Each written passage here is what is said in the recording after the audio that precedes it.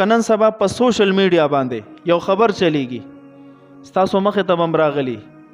او د حدیث په نوم باندې نعوذ بالله دسه الفاظ دي چې نبی علیہ السلام فرمایلی دي څوک چې د رمضان د راتلو خوشخبری چاله ورکی نو د باندې جنت واجب جهنم حرام دنه به دومره مصیبتونه لاړ شي دومره غمونه به ختم شي او د باندې به دومره خوشاله راځي او بیا وایي چې نبی علیہ السلام فرمایلی دي یو خو خبره ده دروغ او بل دومره لوی همت ته دومره لوی جرأتمندي ده چې په نبی علیہ الصلوۃ والسلام باندې دروغ تړل دي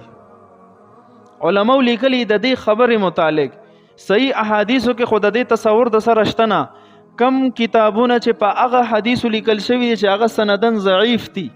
یا سندن موضوعی دي بعد کې جوړ کړی شوی دي په هغه موضوعی روایتو کې د دې حدیث تذکره نشته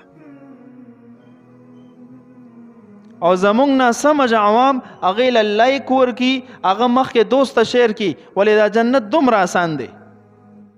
دومره آسان کار دی چې بس په یو لایک باندې جی جنت واجب چې څوک د دا میسج رول کې اول د هغه اصلاح وکا چې وروره دا خبره دروغ ده دا مشر کوا خپل ذمه خلاصه کا لا دا چې تی مخ کې شیر کې داغه غلطی خبرې له ترویج ورکې اخو په جرم کې اخته تم وسره ځان په جرم کې اخته کې نبی علیہ الصلوۃ والسلام فرمایلی دي د بخاری مسلم حدیث مبارک ته من کذب علی متعمدا فلیتبوأ مقعده من النار چا پما قصدن عمدن دروغ ویل د ته پته ده چې دا نبی علیہ السلام ندی فرمایلی او دا وی چې نبی علیہ السلام فرمایلی دي ځان له جهنم کې ټکانه تیار کی سله ځان له کار ګورو په یو میسج او په یو شیر او په یو لایک باندې ځان له خیرت ولې خوارو ناسمج انسان به چې د سبا کوي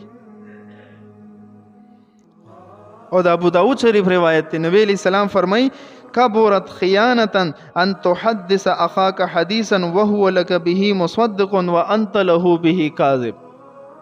د غوندو نلوي خیانت داده چې تکله یو مسلمان رور ته خبره کې او هغه تامانه د ریختونی ګمان کوي او حقیقت کې ته دروغ پیش کوي دا د غوندو نلوي خیانت ده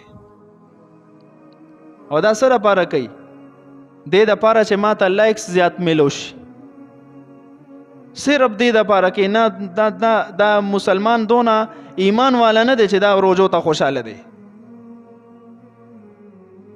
صرف بدی کې مونږ جنت لیدلې دی چې یو لایک ورکه بس نبی علیہ السلام فرمای کفا بالمرء